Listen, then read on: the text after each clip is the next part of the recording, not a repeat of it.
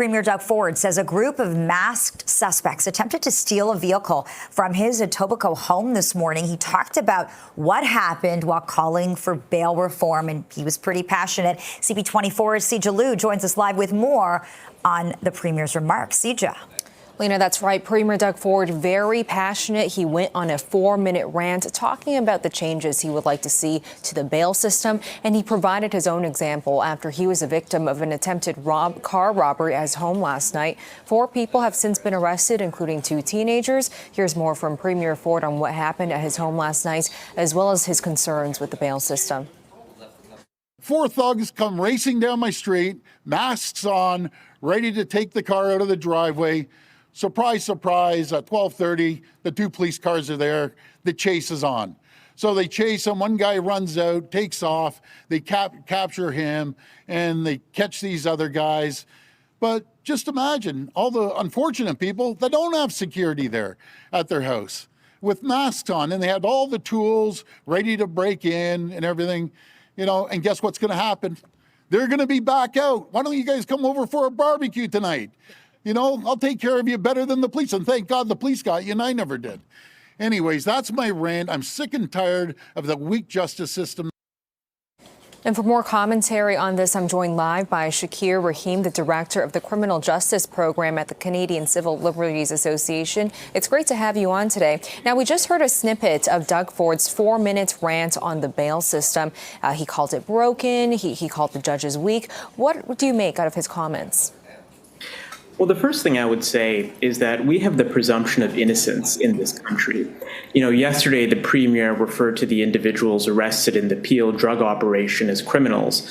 The police are not the judge and jury. These are people who have been charged with serious offenses, but they are entitled to their day in court and due process. We saw the same pattern with Umar Zamir, the family man who was accused of intentionally running over undercover police officers. He was granted bail. The Premier and others said this is exactly what's wrong with the system. And Mr. Zamir was found not guilty, and the case was weak and discredited. So it simply is not the role of politicians to step in and offer commentary about individual cases before the criminal justice system. And Premier Doug Ford also made some new proposals he would like to see today. He said the castle law should be in Canada. Now, that's a law in some parts of the states that allows people to use deadly force when there is an intruder in their home. Do you think that is a fair ask of him? There simply is no evidence to suggest anything like that is necessary in Canada, and serious concerns about whether it would pass constitutional muster. We have a law of self-defense in this country. It's readily applied. It's in the criminal code. And if people do need to use reasonable force in certain circumstances, they are not held criminally liable. So I'm not sure precisely what the need is for that proposed change. And the Premier has blamed a lot of things, such as judges, too lenient penalties. What would you say are some of the root problems when it comes to the bail system and just safety in the community? Well, the first thing I would just note is that bail can include a lot of serious conditions. You can effectively be under house arrest. You can have a GPS monitor that can be enforced by the police. So it's just not the case that as soon as you're released on bail, you're out on the streets again, as the Premier stated, dealing drugs or what have you. That's untrue. But what I would say is that we need data. We keep seeing this pattern of certain stories being highlighted relentlessly by politicians. But did you know the province does not even know the percentage of people out on bail who have allegedly reoffended? So we have to be careful about drawing misinformed conclusions about our system, and the province should start collecting data so we can actually understand the issue from an evidence-based perspective. And can you talk about some of the data that your association has collected? I know you've done a number of research studies and talked to a lot of people.